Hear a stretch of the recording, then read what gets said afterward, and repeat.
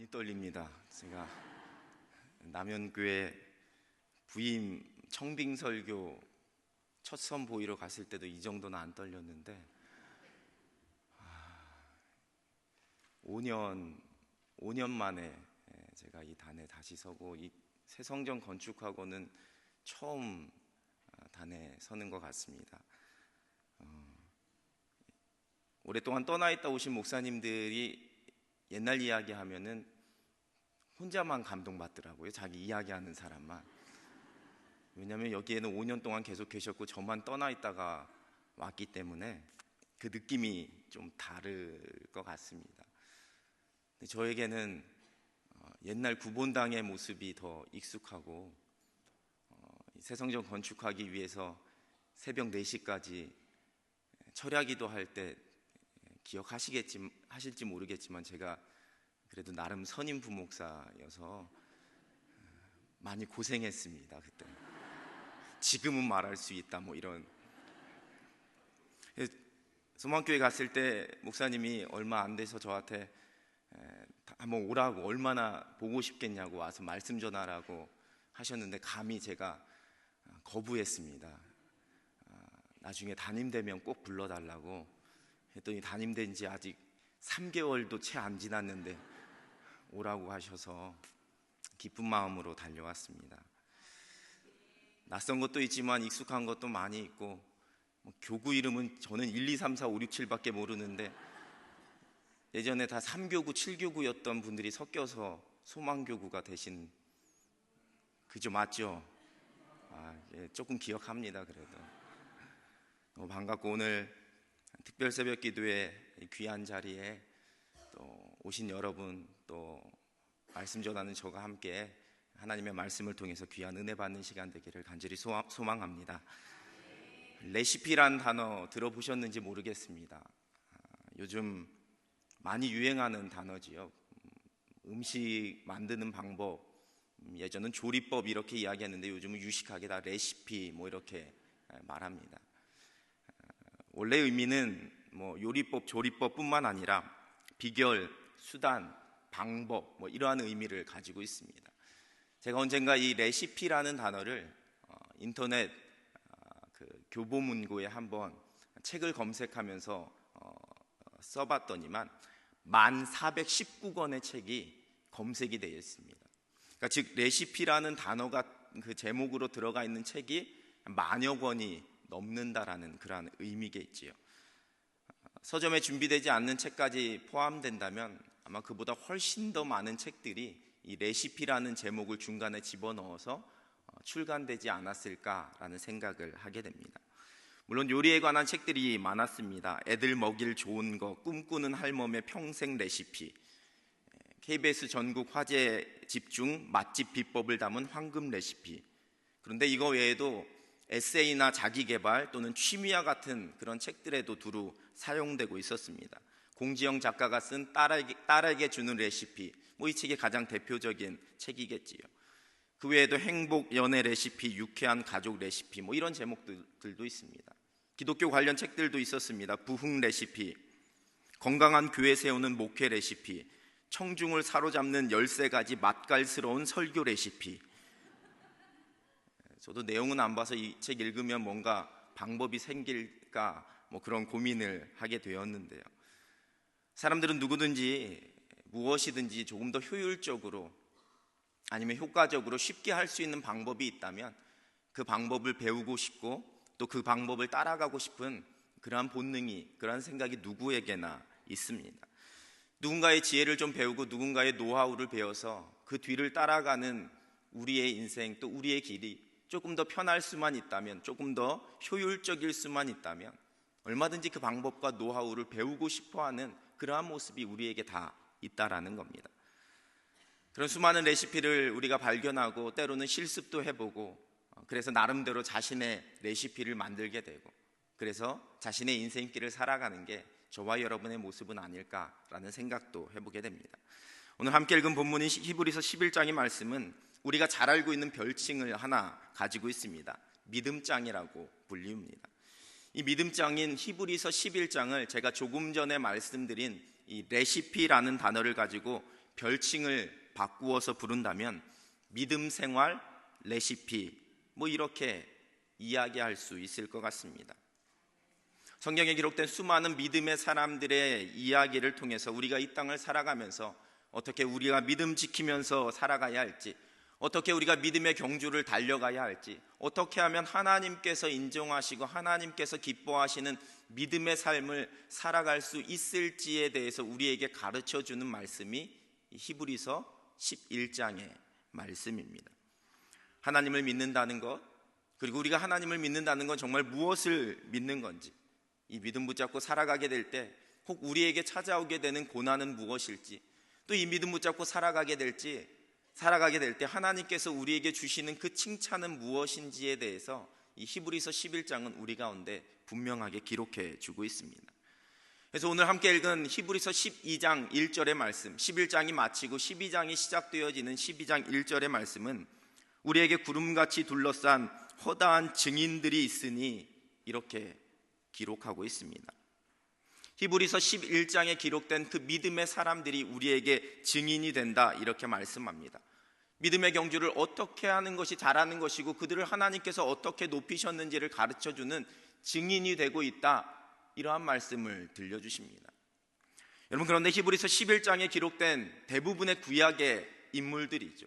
이 사람들은 믿음을 가지고 세상이 감당치 못하는 엄청난 족적의 삶을, 하나님께서 기뻐하시는 믿음의 삶을 살고 때로는 그 믿음 때문에 목숨을 잃기도 하고 때로는 그 믿음 때문에 모진 고난을 받기도 한 그 사람들에 대한 증거를 히브리서 11장 39절은 이렇게 말씀하고 있습니다. 이 사람들은 다 믿음으로 말미암아 증거를 받았으나 약속된 것을 받지 못하였으니. 조금 더 쉬운 번역인 새번역 성경으로 제가 읽어드리면 이렇게 번역하고 있습니다. 이 사람들은 모두 믿음으로 말미암아 훌륭한 사람이라는 평판은 받았지만 약속된 것을 받지는 못하였습니다. 그들이 오직 믿음 붙잡고 살아간 하나님의 사람들이었지만 그들은 약속된 것을 받지 못하였다, 성경은 그렇게 이야기합니다. 약속된 것, 즉 예수 그리스도입니다. 하나님께서 이 세상을 구원하시기 위해 보내주시겠다 말씀하신 메시아, 곧 구원자 되신 예수 그리스도입니다. 그들은 그 약속을 받았습니다. 그 약속을 알고 있었습니다. 그 약속을 믿고 있었습니다. 그러나 그들은 그 예수 그리스도께서 이 땅에 오시는 것을, 그분이 오셔서 우리를 위해 십자가에서 고난받으시고 죽으시고 다시 부활하시고 승천하신 그 모습을 보지 못했다라는 겁니다. 우리의 영원한 구원자가 되시고 우리의 영원한 대제사장이 되시고 우리에게 생명의 길을 열어주신, 하나님께로 갈 수 있는 그 영원한 길을 우리에게 열어주신 그 하나님의 약속하신 예수 그리스도, 오직 우리를 구원하시는 생명의 길이 되시는 그 예수 그리스도를 그들은 보지 못하였다, 받지 못하였다, 성경은 이야기합니다. 근데 저와 여러분은 하나님께서 약속하신 그것, 오늘 본문 40절의 표현대로 하나님께서 우리를 위해 더 좋은 것을 예비해 두신, 즉 예수 그리스도의 십자가의 은혜를 받은 사람들입니다. 그렇기 때문에 이렇게 약속해 주신 것을 보게 된 우리는 우리의 삶의 경주를 믿음으로 달려갈 수 있음을, 그것을 보지 못한 사람들도 하나님의 말씀 붙잡고 믿음으로 인생을 살아갔는데 그 예수 그리스도를 본 저와 여러분은 하나님 앞에서 믿음 붙잡고 살아갈 수 있는 하나님의 사람들임을 성경은 오늘 우리 가운데 가르쳐 주고 있습니다.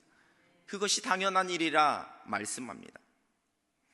우리에게 믿음의 레시피를 보여주고 있는 구약의 많은 사람들은 하나님께서 약속하신 그 약속을 붙잡고 살았습니다. 눈에 보이지 않는 것도 하나님께서 말씀하신 것이기에 믿음으로 그 말씀이 이루어질 것이라는 것을 바라보며 하루하루 살았습니다. 그래서 성경, 우리가 잘 알고 있는 히브리서 11장 1절 말씀은 믿음이 보이지 않는 것에 대한 증거가 된다라고 선포합니다. 즉 보이지 않지만 믿음으로 그것을 보니까 보인다라는 겁니다. 그래서 그 믿음으로 아직 보지 못한 예수 그리스도, 그 예수 그리스도를 바라보면서 그 수많은 사람들이 그 구원의 완성을 바라보면서 살았습니다. 그런데 우리는 이미 우리의 눈에 보이는 것, 이미 우리를 위해 말씀하신 그 하나님의 말씀이 이 땅 가운데 이루어지고, 그 예수 그리스도께서 이 땅에 오셔서 우리 가운데 수많은 것을 보여주시고 저 십자가를 보여주신 그것을 바라보며 살아갈 수 있게 되었습니다. 그래서 본문 2절 12장 2절의 말씀은 우리에게 선포합니다. 믿음의 주여 또 온전하게 하시는 이인 예수를 바라보자. 저와 여러분이 바라봐야 하는 우리 예수님께서는 온 세상을 구원하시기 위해 하나님의 뜻을 이루시는 그 하늘의 기쁨, 하나님의 말씀과 계획에 순종하는 그 하늘의 기쁨을 위하여서 십자가의 모든 고난을 참으셨습니다. 십자가에서 당하시는 온갖 조롱과 사람들의 침뱉음과 채찍질과 그 모든 수모와 부끄러움을 참으셨습니다. 그리고 저와 여러분을 위해 죽으시고 저와 여러분을 위해 부활하시고 승천하셔서 하나님의 우편에 앉으셨습니다. 우리는 그 예수 그리스도만을 바라보며 살아가면 되는 겁니다. 지금을 살아가는 저와 여러분에게 우리 예수님, 우리를 위해 십자가를 지신 우리 예수님이 우리의 믿음의 레시피가 되는 줄로 믿습니다.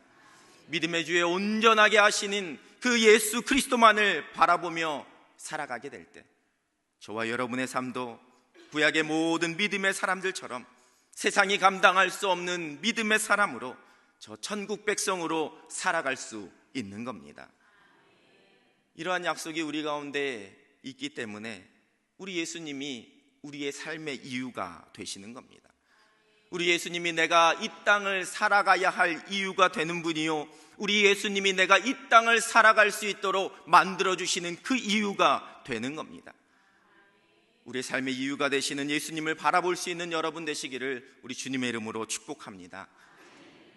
오늘 히브리서 12장 2절 예수를 바라보자 이렇게 번역된 성경의 헬라어 원어는 주목하다, 이러한 의미를 가지고 있는 단어입니다. 그래서 영어 성경은 예수님께 초점을 맞추라 이렇게 번역하고 있습니다. 우리가 일반적으로 생각하는 바라보는 것 그 이상의 의미라는 겁니다. 지금도 말씀 전하는 저를 바라보는 우리 성도님들의 눈은 천차만별입니다. 어떤 분은 그냥 멍하니 바라보는 분도 계십니다. 어떤 분은 저를 바라보는데 머릿속으로는 끝나고 아침 뭐 먹지, 집에 가서 반찬 뭐 준비하지, 오늘 이런 일이 있는데 이거 어떻게 감당하지, 이렇게 생각하는 분도 있는 것 같습니다.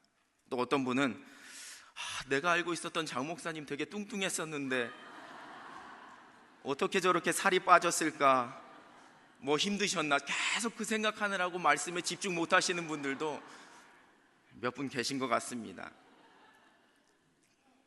그 방법과 이유는 나중에 기회가 되면 말씀드리겠습니다.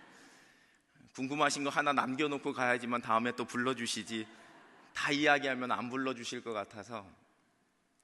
근데 어떤 분은 정말 눈에서 레이저가 나오듯이 저를 바라보는 그러한 분도 계십니다. 집중해서 주목해서 바라보는 겁니다. 오늘 이 새벽에 하나님께서 나에게 어떠한 말씀을 주실지 기대하는 마음으로 주목해서 집중해서 보는 분들입니다. 여러분, 그것이 초점을 맞추는 겁니다. 흔들리지 않습니다. 집중합니다. 다른 것 보이지 않습니다. 오직 예수님만 바라봅니다. 그러면 믿음으로 승리할 수 있습니다. 모든 것을 이깁니다. 모든 것을 견딥니다. 세상이 감당하지 못하는 믿음의 경주를 살아가게 될 줄로 믿습니다. 그런데 결코 그것이 쉽지 않습니다. 우리 예수님께 초점을 두고, 우리 예수님에게만 초점을 두고 살아가게 되면 우리가 모든 것을 승리하고 이길 수 있는데, 이 세상에는 우리로 하여금 그 예수님께만 집중하지 못하게 만드는 수많은 것들이 있다는 것을 우리가 살아가면서 발견하게 됩니다. 성경에 기록된 다윗은 믿음의 사람이었습니다. 우리는 하나님의 마음에 합한 사람이다라고 다윗을 기억합니다. 그 신실함을 기억합니다. 그러나 또 한편으로는 다윗이 넘어졌던 그 사건을 우리는 기억하고 있습니다. 그가 왕이 되었을 때에 그의 충직한 장수였던 우리아의 아내 밧세바를 범하게 된 사건입니다. 그리고 그 일을 무마하기 위해서 나름 계획을 세우다가 실패로 돌아가게 되자 자신을 위해서, 나라를 위해서 그토록 애쓰고 수고했던 그 우리아를 전쟁터에서 죽음 가운데 내몰게 됩니다. 나단 선지자의 책망을 받았습니다. 그리고 결국 그와 밧세바 사이에서 태어난 아이도 죽음을 당하게 됩니다. 여러분, 이 일의 모든 첫 출발이 어디였겠습니까? 사무엘하 11장 2절의 말씀을 제가 읽어드립니다. 저녁 때에 다윗이 그의 침상에서 일어나 왕궁 옥상에서 거닐다가 그곳에서 보니 한 여인이 목욕을 하는데 심히 아름다워 보이는지라. 살아계신 하나님만 바라보며 살아가던 다윗이 광야에서도 사울에게 쫓길 때도 적군과 전쟁할 때도 오직 하나님만 바라보며 살아가던 다윗이 그 하나님을 바라보는 것이 아니라 죄의 자리를 바라보았더니 이 일이 시작되었습니다. 하나님을 바라보지 못하고 그의 육신의 정욕과 그의 육신의 즐거움을 바라보게 되니 그 마음속에 죄가 들어오게 되었습니다. 그리고 그 죄가 그의 모든 생각을 덮어버립니다. 그의 감정을 덮어버립니다. 그리고 하나님께로부터 멀어지게 되는, 믿음의 사람으로서의 능력도 잃어버리고 믿음의 사람으로 참 초라하게 되어지는 그 일의 출발이 그의 눈이 하나님에게서 죄의 자리로 돌려지게 되었을 때에 일어나게 되었습니다. 사도행전에 기록된 초대교회에 성령의 강력한 기름 부으심의 역사가 있었던 것을 우리는 사도행전을 통해 보게 됩니다. 그 은혜 속에서 수많은 사람들이 자신의 재산을 팔아서 교회 앞으로 가지고 나와 복음 전파에 쓰이도록 그렇게 드렸습니다. 그중 아나니아와 삽비라도 그 은혜의 행렬에 동참했습니다. 사도행전 5장 1절의 말씀입니다. 아나니아라 하는 사람이 그의 아내 삽비라와 더불어 소유를 팔아. 여러분, 엄청난 믿음입니다. 쉽지 않은 일입니다.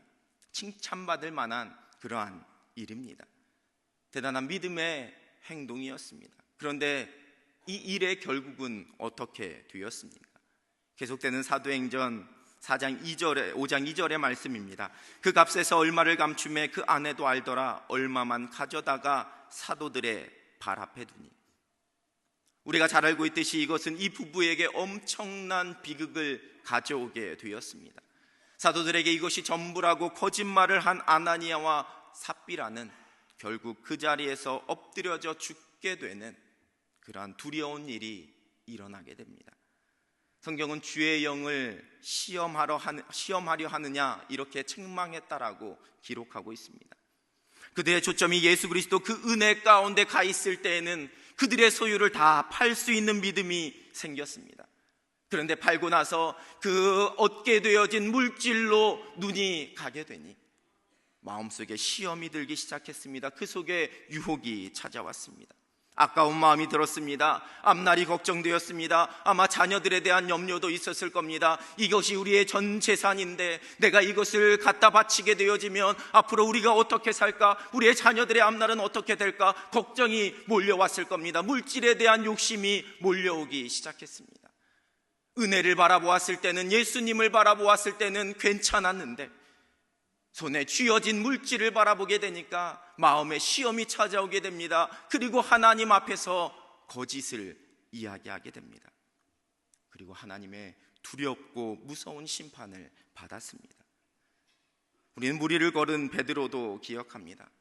베드로가 자꾸 물에 빠졌다라는 사실이 우리 가운데 너무 각인이 되어서 이 베드로가 무리를 걸은 사건만 이야기하면 그 믿음의 실패, 그 믿음 없는 사람 이렇게 이야기하는데 여러분, 결코 그렇지 않습니다.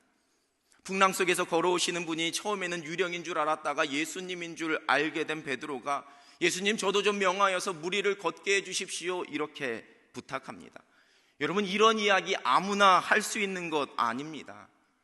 예수님께서 오라 말씀하시자 풍랑이 있는 잔잔한 바다도 아니었습니다. 풍랑이 있는 그 바다를 향하여서 배에서 내려서 한 걸음 내딛게 됩니다. 이건 엄청난 믿음입니다. 대단한 용기입니다.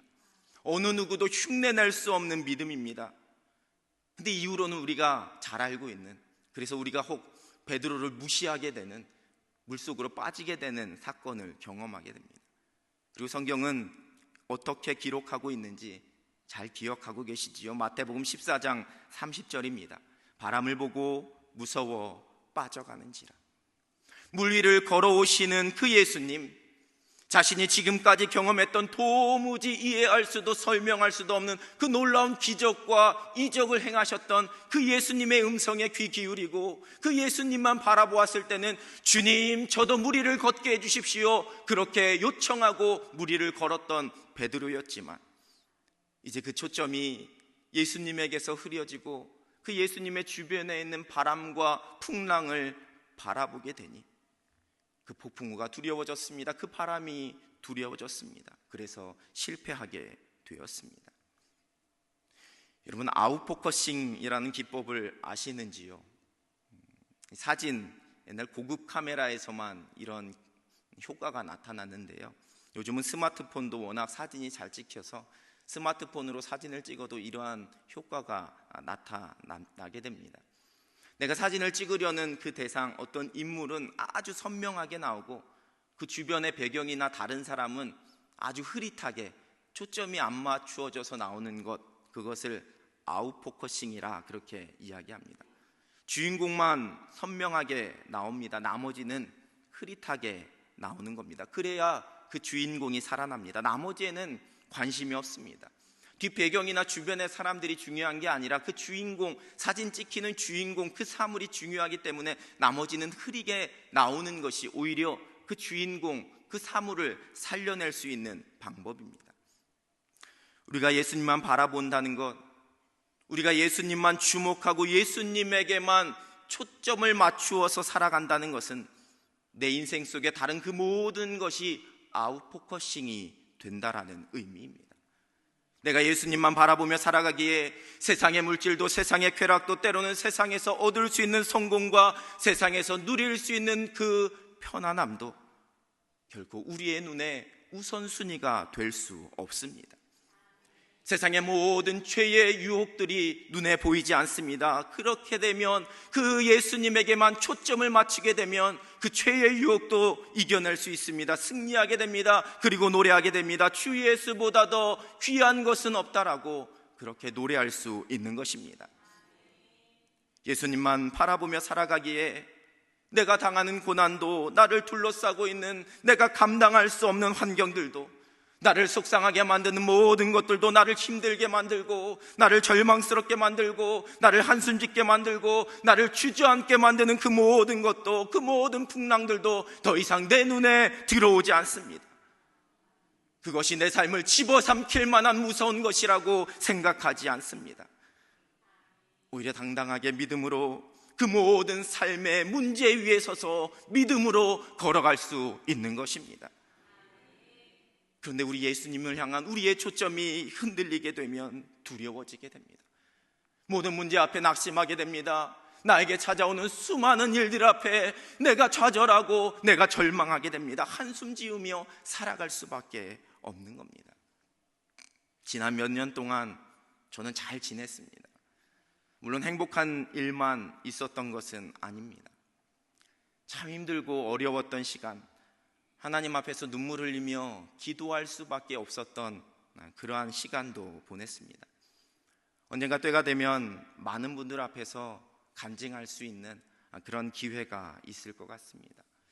그때도 저를 버틸 수 있도록 저를 붙잡아 주신 단 한 분은 우리 주 예수 그리스도셨습니다. 그분이 내가 살아가야 할 이유가 되었고, 우리 예수님이 나를 살아가게 하시는 이유가 되셨습니다. 그 예수님을 바라봤더니 절망 속에서도, 왜 나에게 이러한 일이 일어났을까라는 원망 속에서도 제가 새로운 소망과 새로운 힘을 얻을 수 있었습니다. 광야에서도 힘을 얻고 그 광야에서도 주님을 노래할 수 있는 그러한 능력을 저에게 허락해 주셨습니다. 여러분, 성경에는 이미 그러한 인생을 산 수많은 믿음의 사람들이 기록되고 있습니다. 교회의 역사 속에 수많은 믿음의 선진들이 오직 예수님만을 바라보면서 오직 예수님께만 초점을 두고 자신의 인생을 살았습니다. 인생의 절망 끝에, 벼랑 끝에서 예수님을 만나 그들의 삶이 회복되었습니다. 예수님만 바라보게 되었을 때 그들의 인생 가운데 새로운 생명의 빛이 비춰지게 되었습니다. 세상의 즐거움과 세상의 성공을 위해 자신의 인생을 허비하고 자신의 시간을 허비하며 살아가다가 예수님께 초점이 맞추어지게 되었을 때에 그 속에서 세상이 누릴 수 없는 기쁨을 발견하게 되고, 내가 세상에서 존귀히 여김받는 것보다 우리 주님께 존귀히 여김받는 삶을 사모하면서 그렇게 살아갈 수 있었습니다. 때로는 인생의 고난과 절망과 슬픔과 죽음이 그들의 눈앞에 찾아온다 할지라도 오직 예수님을 향한 그들의 초점이 흔들리지 않았기 때문에 당당하게 믿음으로 그 험한 광야 속에서 승리할 수 있었습니다. 증강현실이라는 것 혹시 기억하시는지요? 제가 우리 고척교회 부목사 시절에 말씀을 나누면서 이 증강현실에 대해서 이야기를 한 적이 있습니다. 이런 거 기억하시는 분들은 나쁜 분들입니다. 목사님들이 이야기한 거 웬만하면 금방 잊어주셔야지만 다음번에 또 이야기할 수 있습니다. 쉽게 이야기하면 우리가 사용하는 이 스마트폰에서 이런 증강현실을 도입한 앱을 실행하게 되면, 그래서 밖에 나가서 그 스마트폰 카메라로 바깥을 비추게 되면 눈에 보이는 것만 그 카메라에 보여지는 것이 아니라 그 눈에 보이는 건물과 길 그 위에다가 여기서 몇 미터 가면은 편의점이 있고 몇 미터를 가면 은행이 있고 어느 길로 가면 어떤 방향이고 뭐 이러한 정보들이 이 스마트폰 화면에 같이 덧붙여져서 보이는 것, 그래서 현실에 뭐가 더해져서 보인다 해서 증강현실 이렇게 부르는 겁니다. 빅데이터라고 이야기하죠. 수많은 정보들이 그 위에, 그 현실 위에다가 덧붙여져서 우리에게 그 정보를 보여주는 기술입니다. 저와 여러분의 믿음의 눈이 이러한 증강현실이 되어야 합니다. 여전히 우리의 눈은 이 땅에 서 있는 우리 자신을 바라볼 수밖에 없습니다. 여전히 우리의 눈에는 우리가 처한 상황과 환경만 보이게 됩니다. 여전히 우리의 눈에는 우리의 자녀들의 지금의 형편과 지금의 그들의 모습만이 보이게 됩니다. 여전히 우리의 눈에는 지금 우리 교회의 모습만 보입니다. 여전히 우리의 눈에는 이 나라 이 민족의 이 안타까운 현실, 지금의 모습만 보이게 됩니다. 그런데 그 초점이 지금의 우리의 환경이 아니라 살아계신 예수 그리스도에게 초점이 맞추어지게 되면, 그 초점이 우리 예수님의 말씀에 맞추어지게 되면 우리 가운데 믿음의 증강현실이 나타나게 됩니다. 우리의 환경 위에 주님의 말씀이 덧붙여져 보이게 됩니다. 우리의 가정과 우리 자녀들의 형편 위에 우리 주님의 약속의 말씀이 덧붙여져서 보이게 됩니다. 우리 교회의 모습에 우리 주님의 약속의 말씀이 덧붙여지게 되어지고 이 나라 이 민족의 형편 가운데 주님의 약속의 말씀이 덧붙여져서 우리의 눈에 보이게 됩니다.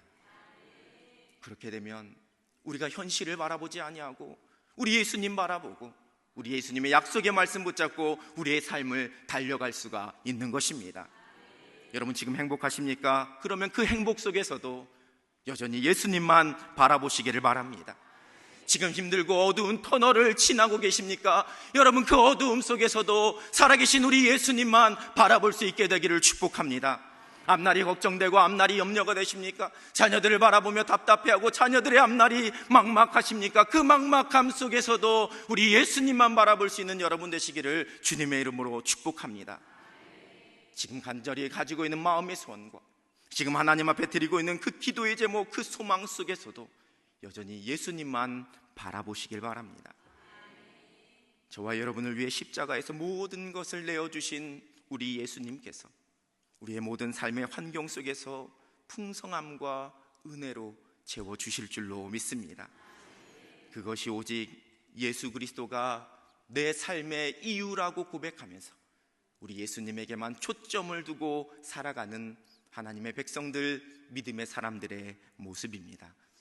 오직 예수님만 바라보면서 믿음의 경주를 힘있게 달려가며 삶의 구석구석에서 주님 주시는 승리를 경험하는 여러분 한 분 한 분 되시길 우리 주님의 이름으로 축원합니다. 기도하겠습니다. 살아계신 하나님 아버지 감사합니다. 이 새벽 우리 가운데 귀한 말씀을 통하여서 우리의 인생의 어떠한 형편 속에서든지 오직 예수님께만 초점을 두고 예수님만 바라보며 살아가라 말씀하시니 하나님 감사합니다.